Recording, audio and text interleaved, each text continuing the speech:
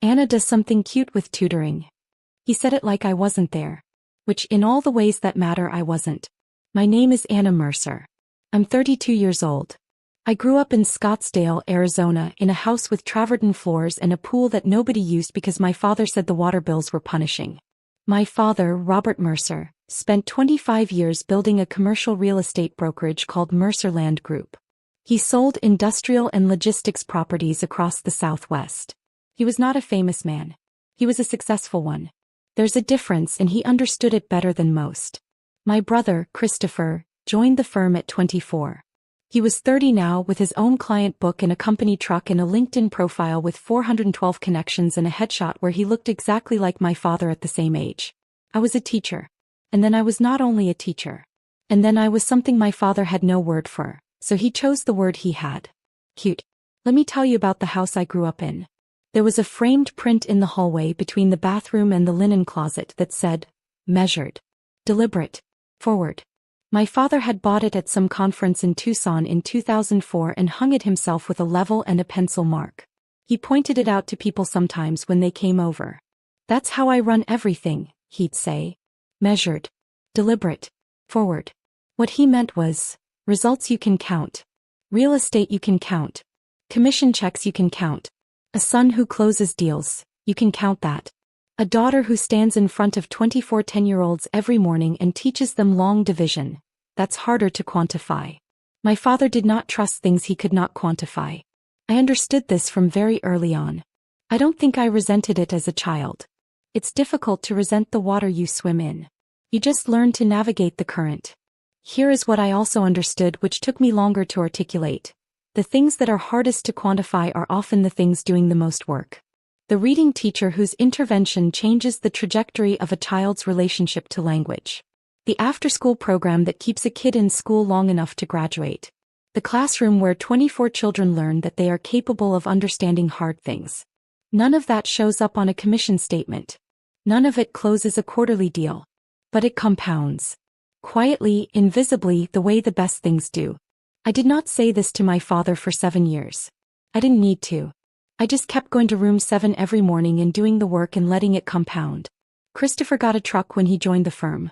I got a card that said congratulations on your first year of teaching. With a gift card to Target inside. $40. My mother signed it too in her careful handwriting. I kept the card for 2 years before I threw it out.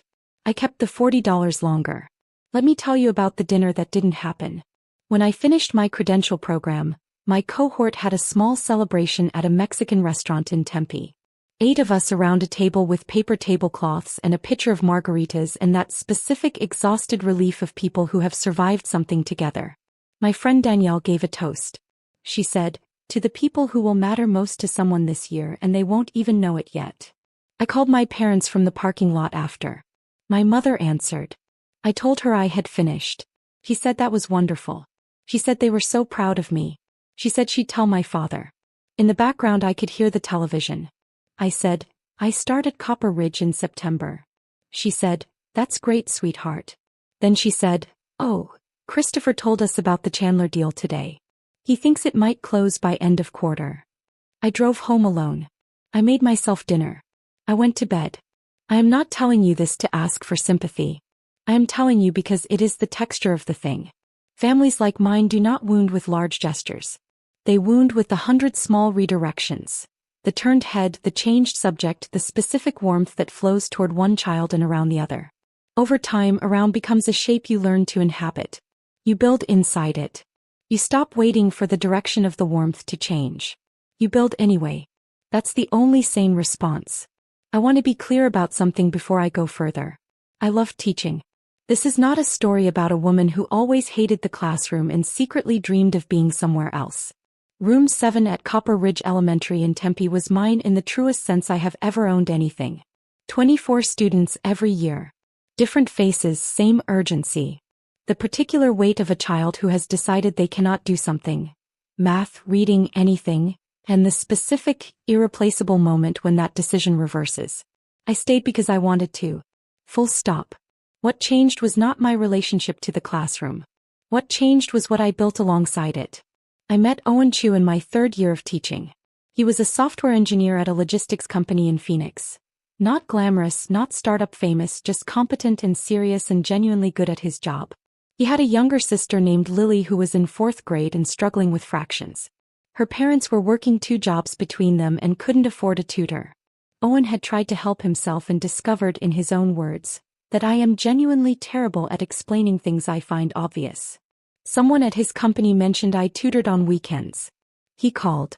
I met Lily on a Saturday morning in a Panera in Tempe, over a table covered in fraction worksheets, and within 40 minutes she had a strategy that worked for her specifically. Not the textbook method, not the way the teacher explained it, hers.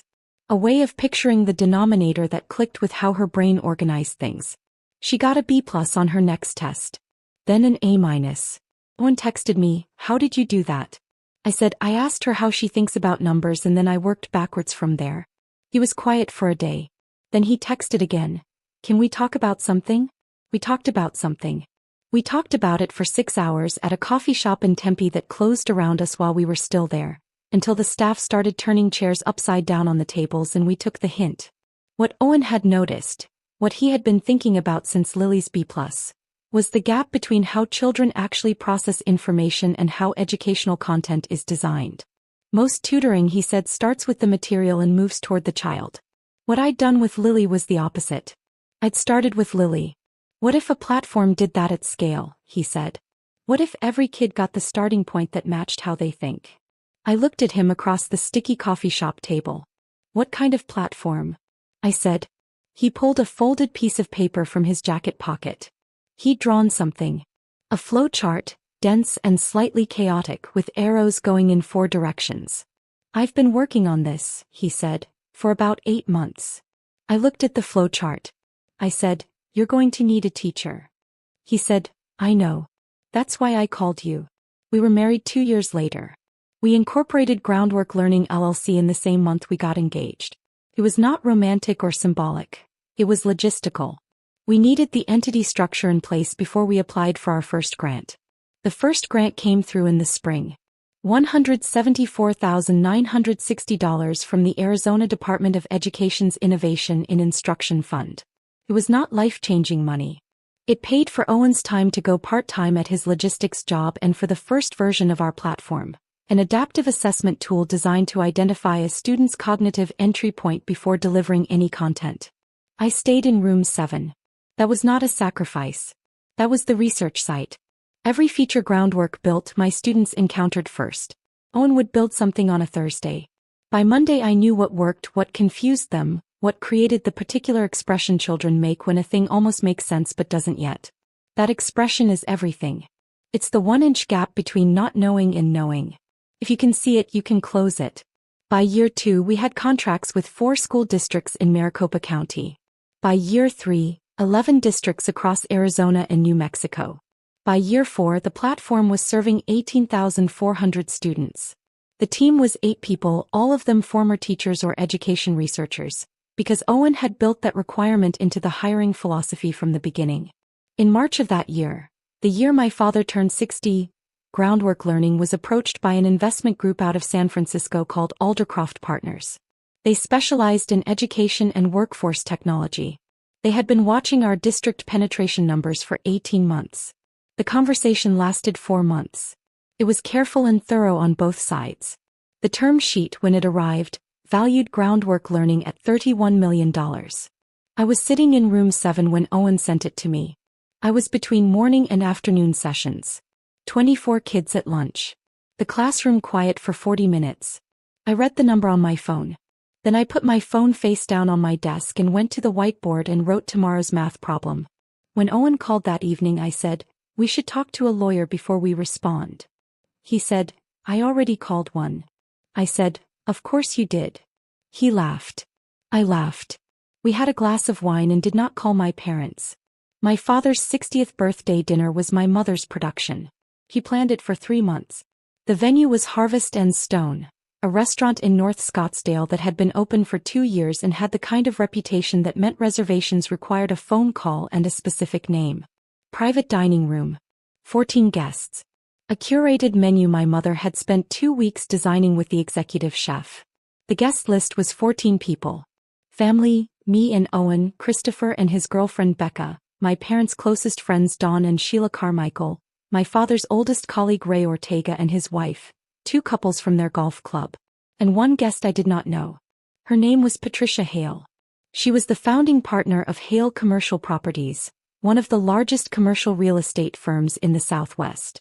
She had offices in Phoenix, Las Vegas, Tucson, and Albuquerque. She had been in the industry for 31 years. Her company had revenue of approximately $200 million annually. My mother mentioned her twice in the weeks before the dinner. Patricia Hale is coming, she said the first time with the specific inflection she reserved for things she wanted noted. Your father has been trying to cultivate this relationship for 2 years. I said, that's great. My mother said, it's important that everything goes well. I understood what she was not quite saying. The dinner was partly for my father. It was also partly an audition. Patricia Hale was the kind of contact who did not give second chances at a first impression. I told Owen. He said, interesting. I said, don't do anything. He said, I'm not going to do anything. He said it in the way that meant he was already thinking about something. Harvest and Stone had a private dining room with curved walls and low pendant lighting and a long table in pale oak that seated 16. My mother had arranged flowers, white ranunculus, nothing showy, and small printed menus at each place. There were name cards in her handwriting. Owen and I were seated at the far end of the table. Not the foot, the far end. The seat arrangement placed my father at the center of the long side, flanked by my mother on his left and Patricia Hale on his right. Christopher was 2 seats to my father's left, positioned where my father could bring him into conversation naturally. I had the menu card in front of me. I looked at it. For courses, wine pairings. The kind of dinner that means something. Patricia Hale arrived at 7:15. She was 61, compact, in a dark gray blazer and a single piece of jewelry. A watch, plain and expensive. She had the particular quality of someone who had been the most capable person in every room for so long that she no longer felt the need to signal it.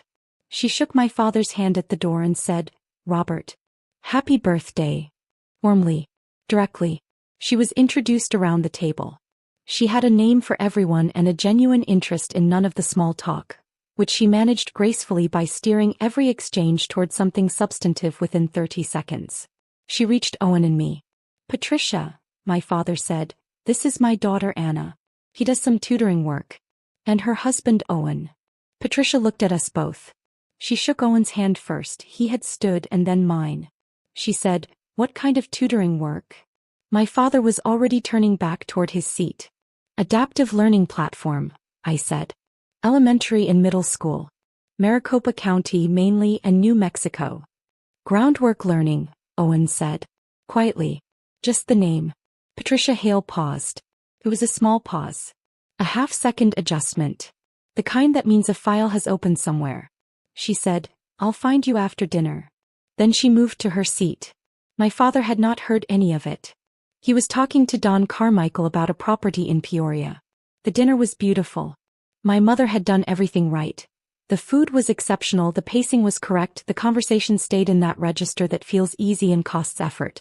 My father was happy. Genuinely, visibly happy. This was his night and he was wearing it well. Christopher held court on his side of the table, talking about a logistics warehouse deal he was close to closing near Goodyear. My father lit up at this the way he always did. The specific warmth of a man watching something he built continue past himself. He asked questions. Real ones. The commission figures, the client's timeline, the competing offers. I ate my first course and listened and said nothing. Owen ate beside me and said almost nothing, which was unusual. Owen is not a quiet person at dinner tables. He was watching the room. At the midpoint of the main course, my father tapped his water glass. He did not give a long speech.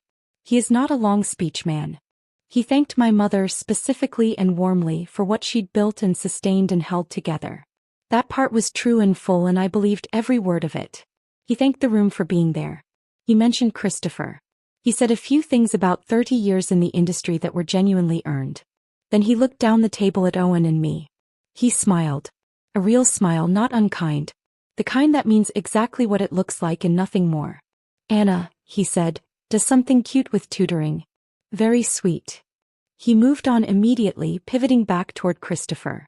14 people at the table. 11 of them moved with him, following the conversation toward Christopher's Goodyear deal. 2 of them, Owen and Don Carmichael's wife Sheila, who had been a school principal for 19 years, looked at me. And Patricia Hale set down her fork. The sound was small. A fork on a plate in a quiet room. But it had weight. She looked at Owen. Owen met her eyes. Something passed between them that I didn't fully understand until later. Then she looked at my father. He was already mid-sentence about the Goodyear deal.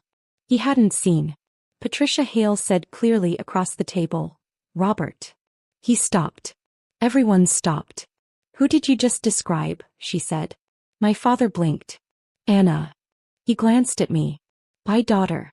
She runs groundwork learning," Patricia Hale said. She said it the way a person states a fact they are surprised to have to state. The adaptive assessment platform. 18,000 students. Joyce Foundation. She looked at Owen. Was it the Joyce Foundation or Lumina? Joyce, Owen said. And the Arizona Department of Education. Maricopa County and New Mexico, Patricia said. And you're in conversations with Aldercroft. The table was entirely quiet. My father had the expression of a man who has walked into a room and discovered the furniture rearranged. "Patricia," he said carefully, "how do you?" "I tried to get a meeting with them 4 months ago," she said. She looked at my father with a kind of calm precision that was, in its way, its own form of justice. "My VP of Community Investment has been following their district penetration data for a year. We've been looking for an education partner for our workforce development initiative." She paused. "I was told they weren't taking external meetings until after their current funding round closes." She looked at Owen again. "You're closing this month." 10 days, Owen said. Patricia looked at my father. She was not unkind about it. She was simply, completely honest. "Robert," she said, "your daughter runs a $31 million company." The sound the room made was not a gasp. It was quieter than that. It was 14 people recalibrating simultaneously, each at their own speed. My mother at my father's left had gone very still. She had the expression I had seen on her face exactly twice before. Once when Christopher got in a minor car accident at 17 and once when our dog got loose on the highway. The expression of someone absorbing information that requires a full structural revision. Christopher was looking at his plate. Sheila Carmichael was looking at me. She had the same expression Gloria Whitmore had had in another dining room in another story that was not mine. The expression of someone who has spent a career in education and is very used to watching the field be underestimated. She looked almost satisfied. My father looked at me. And I looked back at my father. I did not say anything for a moment. I let the room be what it was. Then I said quietly to the table and to no one in particular, "We're in elementary and middle school mostly. The platform identifies a student's cognitive entry point before presenting content. Every child gets a different door into the same material." I paused. "I've been running the classroom research out of Room 7 at Copper Ridge Elementary for 4 years. My students are the product's first users." Patricia Hale looked at me with the focused attention of someone taking a meeting. "How long have you been at Copper Ridge?" she said. 7 years, I said. "You've been building this for 4 of them," she said. "Since year 3, I said. She nodded slowly.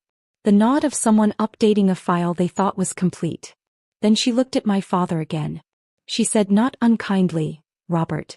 She's been doing this since before you started trying to get me to this table." My father said nothing. Owen, across from her, was looking at the ranunculus centerpiece. His jaw was doing the thing it does when he is working very hard to keep his expression neutral. I pressed my foot against his under the table. He pressed back. My father excused himself 7 minutes later. He said he needed some air. My mother said she'd join him. They both stepped out through the side door to a small terrace that overlooked the restaurant's garden. They were gone for 11 minutes. I know because Owen counted. Patricia Hale used those 11 minutes to ask Owen 17 questions. Counted those too. They covered the platform architecture, the district procurement cycle, the Aldercroft term sheet structure, our plans for post-funding expansion, and whether we'd considered workforce development applications at the high school level. Owen answered all of them cleanly. I added details where he left room for them, which he did deliberately. He's always done that, created the exact amount of space for me that I need and no more. By the time my father came back inside, Patricia Hale had asked for Owen's card and handed him her direct line. Not her assistant's number. Hers. My father stood at the edge of the room for a moment watching this exchange. He had the look of a man who had gone outside to compose himself and come back to find the room had continued without him. He sat back down. The conversation at the table had moved on. Dawn was telling a story about a golf trip which was doing the work of allowing everything to breathe. My father picked up his wine glass. He didn't drink from it for a while. After dessert was cleared, after the room had loosened back into warmth and the specific ease of a dinner that has reached its final hour, my father came to our end of the table. He pulled up the empty chair to my right, the one that had been set for a 14th guest who'd cancelled, and he sat down. He looked at Owen first. "I owe you an apology," he said. Owen said, "Robert, you don't." "I do," my father said. Simply. He looked at me. "I owe you one too. A bigger one." He paused. He is not a man who apologizes easily, not because he is prideful in a theatrical way but because he is careful. He waits until he means it completely. "I described your work without knowing your work. That was wrong." I held his eyes. There was a long list of things I could have said. I had been keeping that list for years, adding to it without intending to, the way you keep a drawer full of things you might need someday. The birthday dinners I'd sat through while he and Christopher talked commissions. The times he'd asked about my classroom and then looked at his phone before I finished answering. The card with the $40 Target gift card. The word cute. I looked at my father and I thought, he is 60 years old. He built something real with his hands and his name and 32 years of early mornings. He is also a man who assigned value narrowly and missed his daughter in the gap. Both things are true. They will always both be true. I said, "I know you didn't mean it the way it landed." He said, "That doesn't make it better." "No," I said. "It doesn't." I paused. "But I'd rather have the honest version of you than the diplomatic one. So say what you mean from here on out and mean what you say and we'll be okay." He nodded. Once. The same careful, deliberate nod he gives when he has made a decision. Then he said, "Tell me how the platform works." So I told him. I started from the beginning. From Lily's fractions, from the Panera table, from Owen's folded flowchart with the arrows going in 4 directions. I told him about the grant in the first 4 school districts and the day I watched a child named Marcus at Copper Ridge spend 14 minutes staring at a division problem and then suddenly, visibly, understand it. Not because I'd explained it differently but because the platform had given him a different entry point, one that matched the way he already thought about numbers. My father listened. He asked 3 questions. All of them good ones. About the district procurement cycle, about the data privacy protocols for minors, about how we measured outcomes. These were not softball questions. These were the questions of a man who understands business infrastructure and was applying it to something new. At the end he said, "The classroom research. You've been running that from the beginning." "Since year 3, I said. He was quiet for a moment. "You designed the product," he said. It was not a question. "Owen built it," I said. I told him what to build. My father looked at Owen. Owen looked back at him steadily. "She's being modest," Owen said. "She wrote the pedagogical framework. Every feature spec comes from her classroom observations. The platform thinks the way it does because Anna taught it how teachers think." My father absorbed this. Then he said very quietly to no one in particular, "I had no idea." "I know," I said. Patricia Hale found me at the coat check as the dinner was ending. She was brief and direct in the way of someone who respects other people's time. She said, "I'd like to explore whether there's a fit between groundwork and our workforce development initiative. Community college partnerships, specifically. We have a foundation arm that funds adult literacy and numeracy programs across the Southwest. What you're doing with cognitive entry points, that's not age limited." I said, "I'd need to see what you're building before I could tell you if it's a fit." She said, "That's the right answer." She paused. "I'll have my VP reach out to Owen on Monday. But I wanted to say it to you directly." She looked at me with the frank regard of someone who means what they say without decoration. "You should be in every conversation where groundwork is being discussed. Not as a footnote." I said, "I agree." She nodded. She left. Owen appeared at my elbow. I handed him his coat. He said, "What did she say?" I said, "Monday." He said, "Monday." He put on his coat. He looked at me. "You okay?" "I'm thinking," I said. He let me think. We drove home through Scottsdale. The desert at night has a quality that is hard to describe to people who didn't grow up in it. The dark is different there, wider, with a specific quality of space that doesn't exist in cities with more trees. The sky was very clear. The city lights gave way fast. I was thinking about my father's face. The recalibration in it. The 60-year-old man sitting in a chair at the end of a birthday dinner table learning something he should have asked about years ago. I was thinking about the word cute. It's a specific kind of diminishment, that word. It doesn't attack. It doesn't dismiss. It reduces. Takes something full size and makes it smaller, softer, easier to set aside. The people who use it aren't always being cruel. Sometimes they're just using the only vocabulary they have for things they haven't looked at closely. My father had not looked closely. That was the truth of it, stripped of everything else.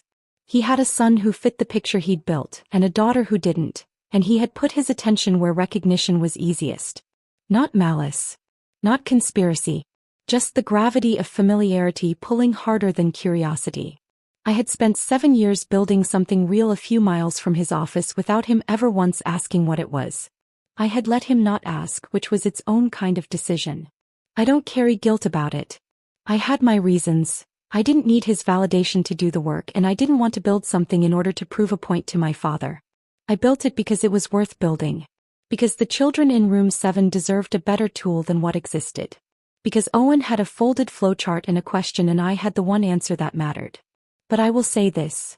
There was a particular feeling sitting in that car on the highway through the dark Scottsdale desert, knowing that Patricia Hale had set down her fork.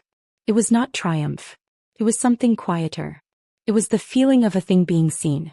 Type seen in the comments if someone finally looked at what you built and called it by its real name. I went back to room 7 on Monday morning. 24 students. September light coming through the south-facing windows at the angle that makes the whiteboard hard to read if you're seated in the last 2 rows, which is why I always rotate seating every 3 weeks.